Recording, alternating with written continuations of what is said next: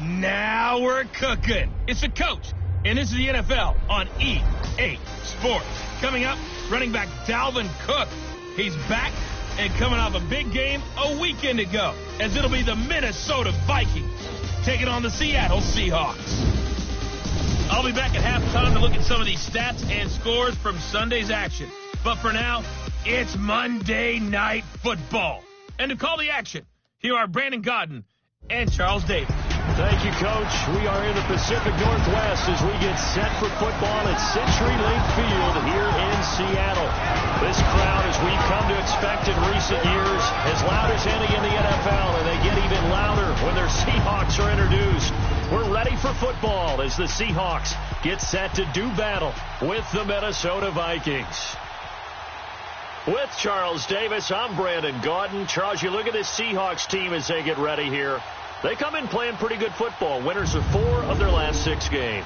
And the offense last week, they had things humming. If you're a defensive player, you may get overshadowed a little bit, but you're really buoyed by what your offense is doing. Meanwhile, for our visitors, the Vikings, they come in off a loss last time out, but they've been playing better than 500 ball the last couple months. 5 wins in their last 8 games.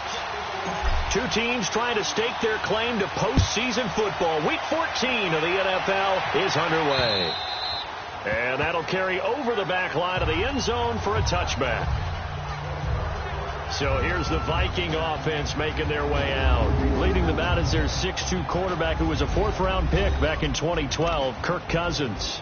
He had the numbers of a game last week that if you win, you talk about him being a gritty guy, managing the game, getting it done. But they lost. So obviously 2 interceptions, 1 touchdown pass, that's not going to be good enough. Got to get that changed around. And he'll wind up losing yardage here back at the 21-yard line.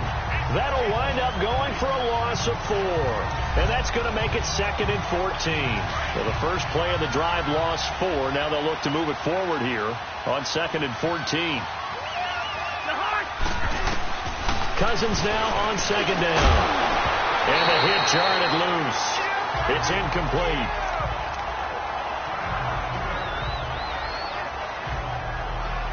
So certainly not the start they were looking for here as they come up on a 3rd and 14.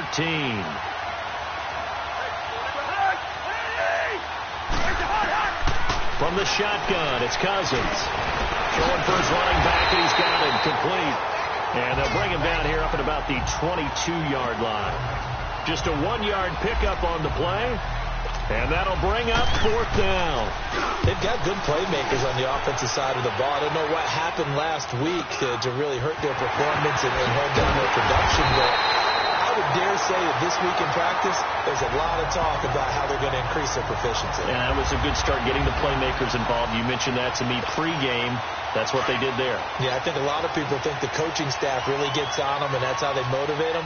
Most of these guys are self-motivated. They have a lot of pride in their performance. Wilson. He's just going to dump this one off to his fullback out of the backfield. And he'll be brought down at the 48-yard line. It'll be a gain of 9. And it'll be 2nd and about a yard to go for the first. That last catch short of the marker by just a yard leaves him with a very manageable 2nd and 1.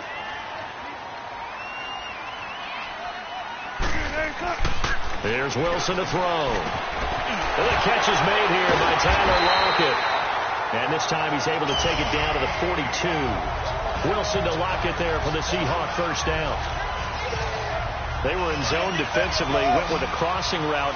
It's always interesting to watch that chess match. Yeah, and I think safeties don't mind crossing routes against zone because eventually you're going to run into their territory, and that's when they lick their chops in order to get the big hit or a play on the ball.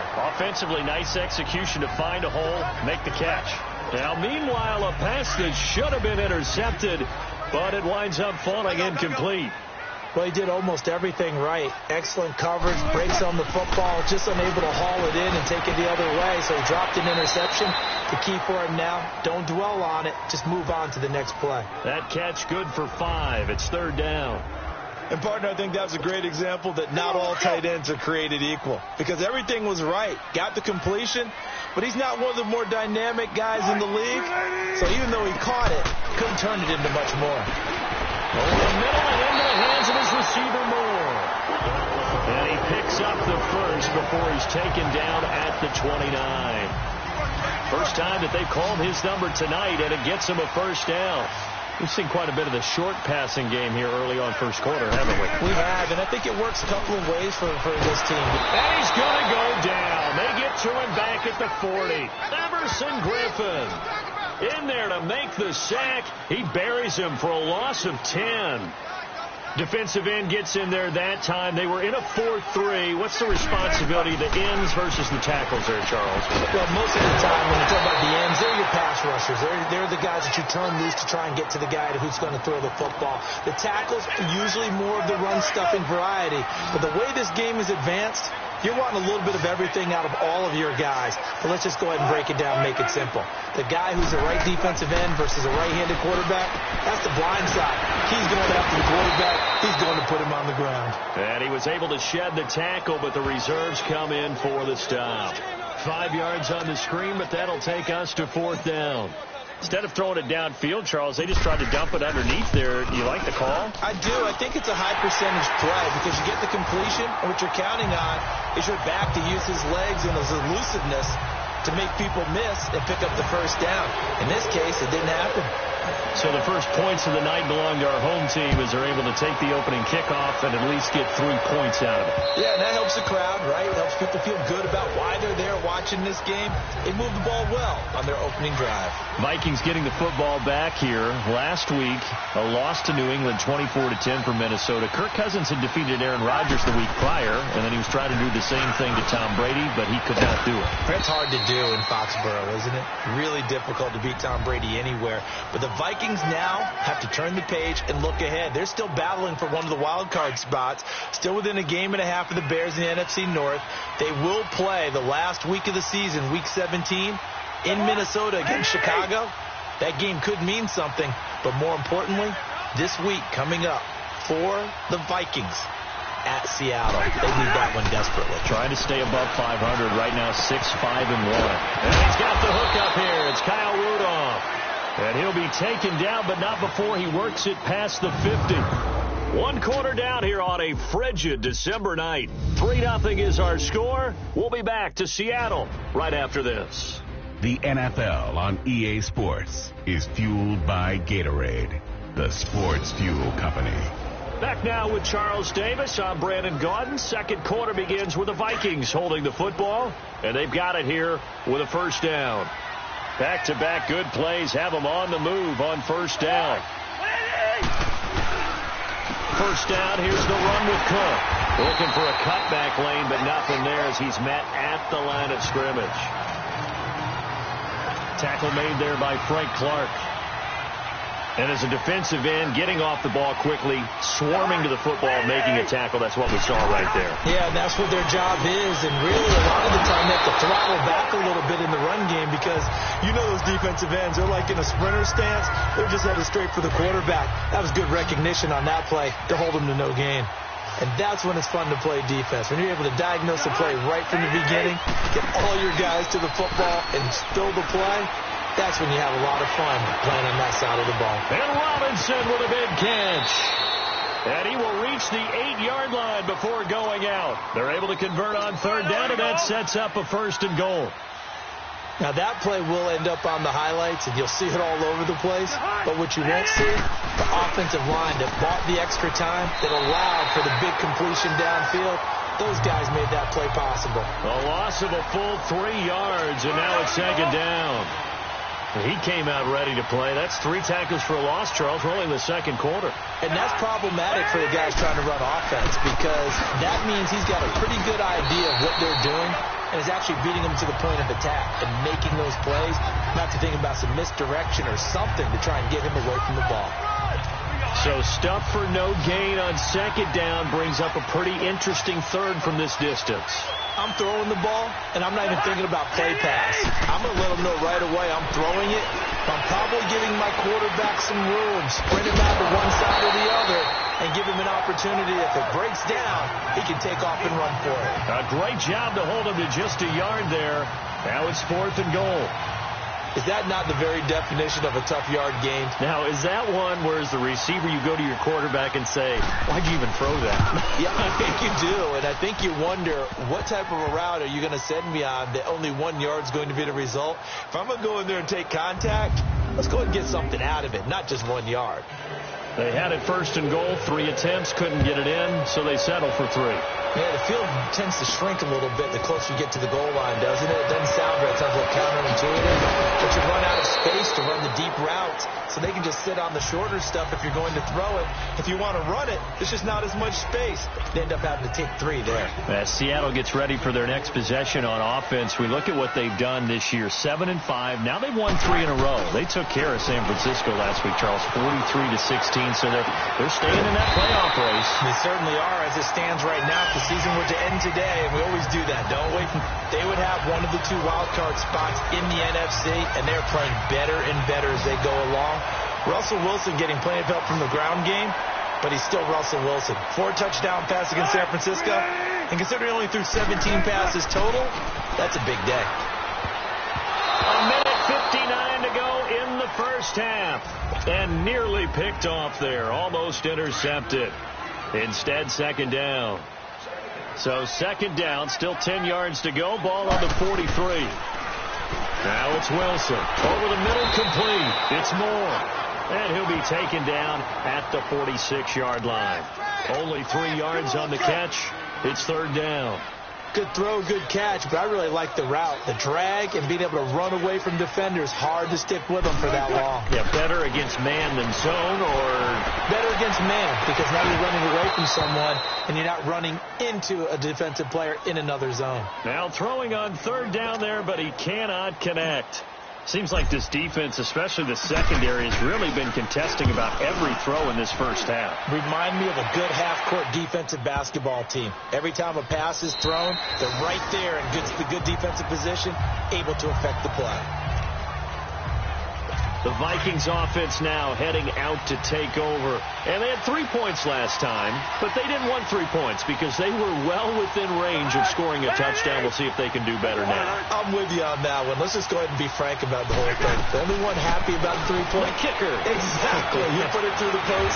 That's going to help him at contract time. But that offense, they're thinking, let's get in the end zone this time. I don't know if that helped him at contract time. You could have kicked that one through. I don't know about that. Toe bash. I don't know about that. Super toe. On that incompletion, since we're hitting the home stretch of the regular season here, wanted to talk about some of the sack leaders on the defensive side of the football. Not too many surprises, really, if you look at the top 7 or so. Aaron Donald, he's number 1 right now, 16.5 sacks. That just tells you the greatness of Aaron Donald. That it's not a surprise to us that he leads in sacks. Yet he's mainly a defensive tackle. Usually those guys are not on the top of the leaderboard. It's usually defensive ends and outside linebackers. Some of the other names in there, of course, Von Miller. He's second, and Chandler Jones right behind him. J.J. Watt, Jason Pierre-Paul, Myles Garrett, and Daniil Hunter also chasing that number. And now a throw on first down there, but it's incomplete. Oh, incomplete. The rookie had it and lost it there, and it'll be second down. They've been playing sound fundamental defense thus far and able to keep this offense from creating a major dent on the scoreboard. Able to force the incompletion, but still waiting for that game-changing play. You feel like it's coming, the first sack, the first turnover. In a sense, they're playing old school defense right now. The new school defense is what you said, taking the ball away. And a stoppage here, a timeout before this third down play takes place. As they'll stop it with just over a minute to go before halftime.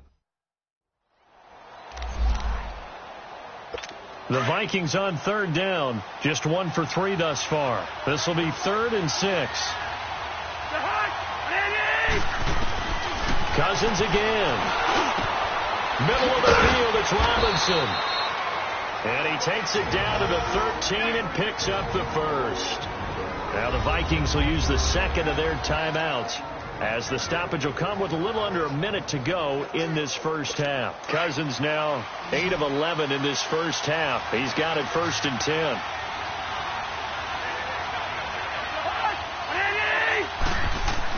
From the red zone now, Cousins. He's going to flip one out here to his running back.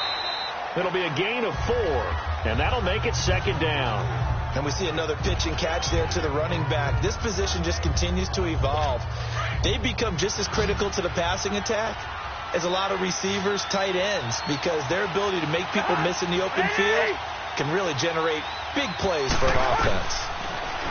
To throw, Cousins. This will be caught at about the 5. And the stop will come inside the 5 at the 4. 4 yards on the completion, and it sets up a third down. On 3rd and 1, here's Cousins. And almost intercepted. Would have been a huge pick in the end zone, but as it stands, that brings up 4th. And for the second time tonight, this field goal unit comes out here. From the left hash, a chip shot here. And Bailey able to knock it through. And they will take the lead here in this battle of field goals. It's 6-3. Now the drive ends in just 3, but they'll take it. Looks like they'll head to the locker room, barring something unfortunate in front on the scoreboard. Yeah, they may not be jumping up and down and celebrating because they have the lead, but still, any little momentum in a game like this is important to a team, and they'll feel real good about going in and regrouping, knowing that they are out in front. Likely time for one final snap as they start out 1st and 10. And with time running short here, they'll simply take a knee, and that should do it for half number 1. So an abbreviated halftime show as we get rolling to quarter 3. Both teams appear ready for the fight ahead, and we resume action here in quarter number 3. And this will be a touchback as that sails over the end line. Here come the Seahawks now, set to take over on offense. They're close game, but they're going to need to do a little bit better probably here in half 2, no? I would agree with that totally. I would guess that in the locker room, they talked about cleaning up some of the errors, but overall, I think they wanted to be positive with them. Guys, we're right there. Just not playing as well as we need to. Let's pick it up, and we still have a chance to win this game. Yeah, they do. We'll see if they can pick it up. Looked like the defense put pretty good pressure on him, but he's able to flush out to his right to try and evade people. On the run, had to get on his horse. Still accurately throws a nice pass for a first down. Dancing to his left.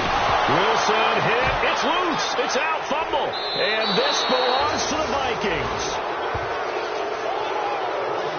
What part of they went empty set there? No backs in the backfield. All receivers out in the pattern. And in this situation, you know what the quarterback has to do?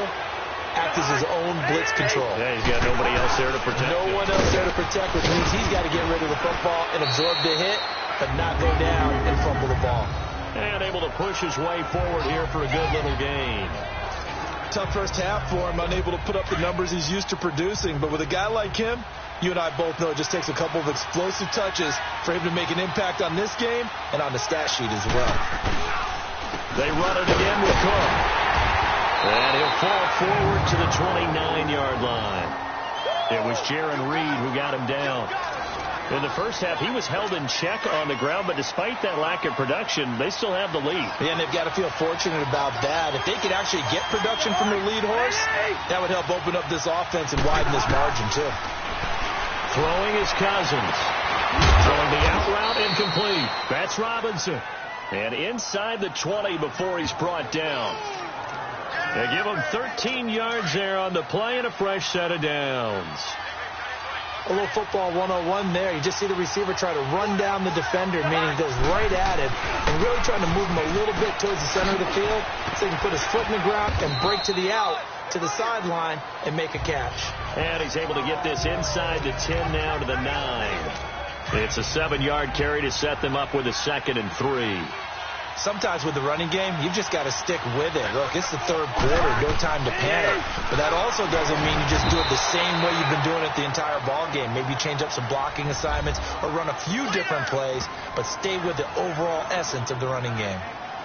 Now, they struggled to get him rolling on the ground in the first half, and that's sort of continuing here in the third quarter. Yeah, but I don't think it's time to abandon the running game. I would say keep feeding the horse, and I believe he'll eventually reward them, especially as we get deeper in the game. The Vikings on third down. They've hit it 50%, 3 of 6 to this point. They need just a yard here. It's 3rd and 1. Now Cousins. The quick slant caught. He didn't get the touchdown, but he did get the first down as he's tackled at the 1. One thing you're hoping for when you run drag routes, you're able to hit a receiver in stride, and he can pick up a lot of yardage after the catch. But in this situation, the defense was effective, able to stop him before he could get a good head of steam going. No gain on the play, and it's going to be 2nd and goal. They're right there at the 1. No gain, but don't let that stop you. Line back up and keep going at them. If I'm them, I'm thinking about going at it 4 straight times.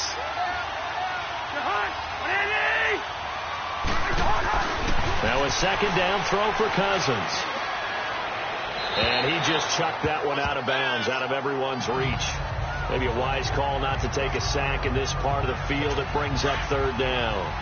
They don't get the hook up there, but you really have to marvel at how precise he's been throwing the football these last couple weeks. Oh, that's the perfect word for it, precise. Because if you're at 70% or better 2 weeks in a row, you have a job as long as you want one in this league, won't you? I mean, let's face it, it's not just West Coast offense either. He's putting the ball downfield as well. Meanwhile, on 3rd down, they take a shot at the end zone, but it's incomplete.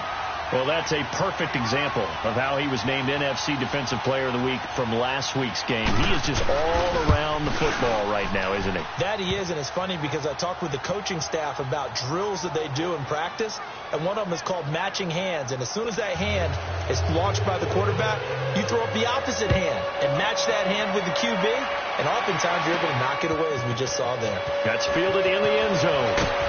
And the decision to come out is going to cost him 5 as he's taken down right at the 20. The Seahawks offense now, they get ready to come back onto the field. And last time they coughed it up, led to a field goal. They're fortunate that it only led to a field goal, but still, they're not happy about it. Could you sense the relief, though, when they only gave up the field goal and they were able to trot back out on the field and start this drive? A little more pep in their step because they didn't cost their team a touchdown, but they know they've got to do it a lot better than they did on the last possession. The coach will just be relieved, though, if they recoup with a score here, right? I think the coach would be ecstatic to see them pick themselves back up and now take it downfield and punch in the end zone without turning it over. Good to see this man running again. Here's Chris Carson, and the window closes quickly. He'll only get up to the 22-yard line. Only a yard on the pickup, and now they've got a 3rd down and 8. Well, they're hoping that the second half is better for him than the first half. They've got to find a way to get him going. He's a big part of their offense. On 3rd down, Wilson. It's caught right side, Dixon. Oh, and now he bowls him over. Still fighting for more. 8 yards there and a 1st down. That was a route run not just with dexterity, but with intelligence. Found the hole in the zone, made sure the quarterback saw him, and was able to make the sure catch and flip the down marker back to 1. Back now in Seattle, Washington. It's the Seahawks with possession of the football, but they do trail here to begin quarter number 4. So 1st and 10 now from the 30.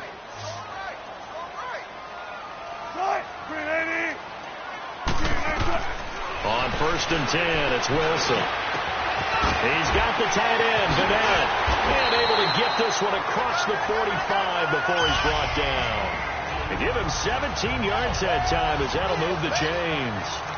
An ex-teammate used to tell me all the time, I hate experienced quarterbacks because no matter what, you really can't hide what you're doing. And I think that right there, he knew right away where the blitz was coming from, where his primary guy was going to be, and he ended up going to a secondary target for a nice game. I was just going to ask you, that wasn't the primary target. He's so good at that, isn't he? I think he knew right away that he wasn't going to get to his primary guy. I think he read that as soon as he got to the line of scrimmage, knew where the pressure was going to come from, and said, I know how to beat that, and that's what he did. All right, partner, I'm a defender, but I've got to express my admiration there. Moving around, making it happen, and instead of worrying about protecting himself, he goes and gets the 1st down. I've got to give it to him on that one. Normally, you don't want your guy taking shots, your quarterback, but it's winning time here in the 4th quarter. If he needs to make those plays with the legs, go ahead, right? Yeah, no doubt about it. At this stage of the game, all protections, they're off. One thing I think that's safe to say defensively, the tackling's been really good. And because of that, it's been very, very hard for them to move the ball because you're not getting the benefits of run after catch. They're tackling them almost on the spot. That means you have to run extra plays, harder to move it. And he fires one that's intercepted. Picked off by the linebacker, Eric Kendricks. The 40, 30, past the 20. And he's going to score. It's a Viking touchdown. That's the story of the game. They've been suffocating all game long on defense. They were suffocating there again in a big way. And they've done it not just by out-athleting them, which is often the case, but by being able to adjust to anything they tried to throw at them and beating them to the punch each and every time. This was a defense that was well prepared. And he will dive into the end zone, and the two-point conversion is successful. And there's a quick momentum swing. INT return for a pick six, and then the two-point conversion good. And even if you're keeping your wits about you, you're thinking to yourself, okay, extra point block team going into the game now. All of a sudden you're hearing defense, everyone's scrambling for their helmets and throwing down their cups of water. That's a great position for them to be in, trying to score against that team. A little bit disjointed. The Seahawks offense now, they get ready to head back onto the field. And last time, decent field position through the pick six. Obviously costly. But they can't afford to just bunker in now. Good field position means go ahead and attack on offense. Try and press the advantage a little bit. They just have to be better with the football on this possession. So that didn't bother you too much last time? No, because it's exactly what you're supposed to do. You can't have good field position, not try to take advantage of it. Sometimes the defense makes a good play, too. Again on 2nd and 10, it's Wilson rolling to his right, and incomplete there. A nice hit, jars the ball free, and brings up 3rd down. We have not seen a whole lot of wide open receivers. Everything seemingly has been contested. And that's another nice job there to force an incompletion. They've been very cohesive, knowing each other's moves all game long, and they've been on the spot just about every time. And they've held them in check on the scoreboard. And they're indeed going to go for it here on 4th down. So trailing here in the last quarter. Let's see how this plays out. Got to try it here. He's back to throw. Eluding the pressure right. He can run for it, and he will. The Seahawks go for it but can't convert. And the Vikings, they have the football now in excellent field position. And now out comes Minnesota. So still over 3 minutes remaining in this game. But, boy, not getting that one that hurt. That's a little bit demoralizing, so they have to be careful about that because still have an opportunity if they can get some things done on defense. But now, since they've taken over on downs, a team with the ball, guess what? Going to 4-minute offense, maybe they can put this thing away. Handoff comes to Cook. And a short gain there down to the 37-yard line. Just a yard on the pickup there, and it'll bring up a 2nd and 9. And the trend continues here in the 4th like it was in the 1st, 2nd, and 3rd. He's had nowhere to run. And you're probably thinking to yourself, why do they keep feeding him the football? Well, they trust him first and foremost. They do believe that over time he might actually pop one of these runs. But bottom line is he takes care of the ball well for them, so they'll keep handing it to him. Time for a break. So the Vikings in possession of the football as we get you reset. And let's see what they've come up with offensively after having time to talk it over. 3rd down, Dalvin Cook. And it's been like this all night long. Nowhere to run as they stop him behind the line. So fresh out of the 2-minute warning, and here's another timeout taken with 1:55 remaining. Here's Matt Weil now as the drive goes backwards, so he's on to punt it away.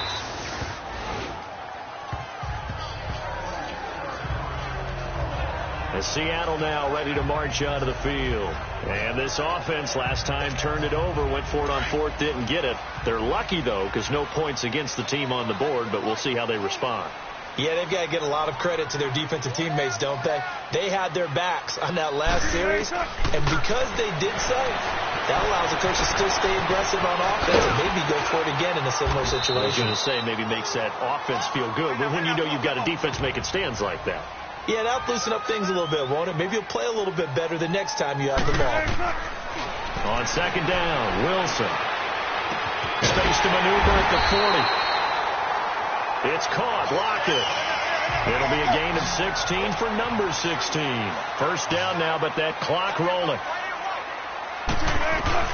Now Wilson on first down. Oh, that was dangerous. Threw it into coverage, almost picked, but instead they'll keep it on second down.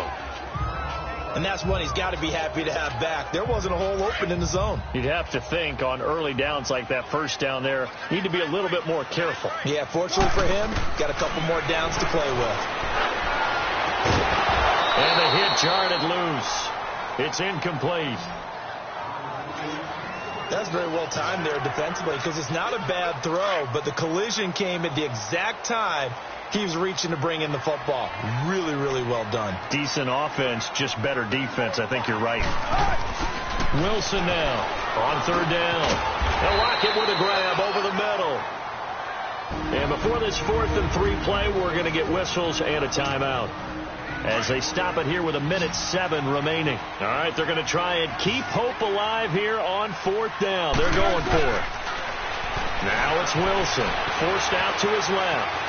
He may try and run for this. And he has the first down yardage before they bring him down right at the 45. Okay, we've seen plenty of games. We've been there before. They thought they had this one over with. If they could have stopped them right there on that down, now they've got to continue to play. That's going to be tough. That's tough because it was such great coverage. They had them blanketed, especially there in the secondary, but, hey, took off and found a way. Throwing on first down, but this one winds up to be incomplete. And nearly picked off. Surprising to see a defender of his caliber let it get away, but it does get away and it's second down. Here's Wilson, escaping the pressure right. And this one is incomplete. This defense was definitely alert to the possibility of the deep ball, and they were more than ready for it. They've got the lead, 4th quarter. Maybe can expect more passes like that downfield. On third down, Wilson. And incomplete here on third down. Well, this secondary has done such a good job of frustrating these receivers tonight. Another example right there on the deep ball. Sometimes when the sun goes down and it's just the bright lights in the stadium, there's a little extra spring in their step, doesn't it? And that's what we're seeing from the defenders. It doesn't matter whether it's man or zone, deep ball, short ball. And that was a deep one there. They're making plays on the football, contesting everything. They keep the game alive, at least for the moment, as it's a first down. Now Wilson. That is caught at the 7. But he doesn't quite make it, taking it within an eyelash. Dropped at the 1. A good pickup there, 26 yards. To throw again is Wilson. And it's caught. He's got it for a late touchdown. But probably a little too late. It would take a miracle of epic proportions if they're going to pull this one off. I'm not sure win-win is the proper term here, but it certainly felt like it. They got the touchdown they needed, but if I'm on the defensive side of the ball, okay, you got the touchdown, but it sure took you a long time. Yeah, because offensively there, you're probably hoping for a 1 to 5 play drive. That one ate up a little more time than they were hoping. You're exactly right, and if you have that 1 to 5 play drive, you actually build up momentum and even more hope. When they had to slog their way downfield, they got the touchdown, but it's almost like, yeah, you know, it doesn't feel right. Exactly.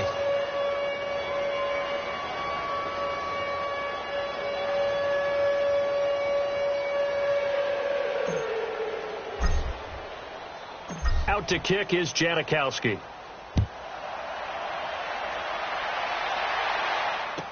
This is fielded a couple yards deep. And he's able to get it across the 20, but not by much, as he's marked down at the 21-yard line.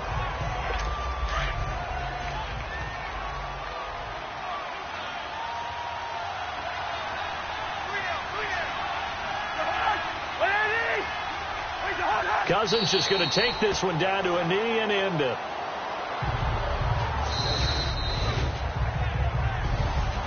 A road win in the National Football League. Charles, you never take that for granted, no matter who you're playing, no matter where you're playing. You take it and you run with it.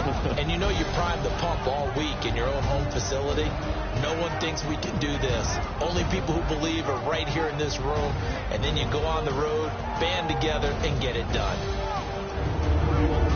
So for the Vikings, they pick up win number 7 on the year. And they'll return home next week to take on the Miami Dolphins. Meanwhile, for Seattle, they can ill afford to drop too many more as they fall to 7-6 on the year. And they'll try to get back to their winning ways next week as they head to Santa Clara to take on the 49ers. Thanks for tuning in, everybody. Alongside Charles Davis, we thank our entire crew. I'm Brandon Gaudin. This is the NFL on EA Sports.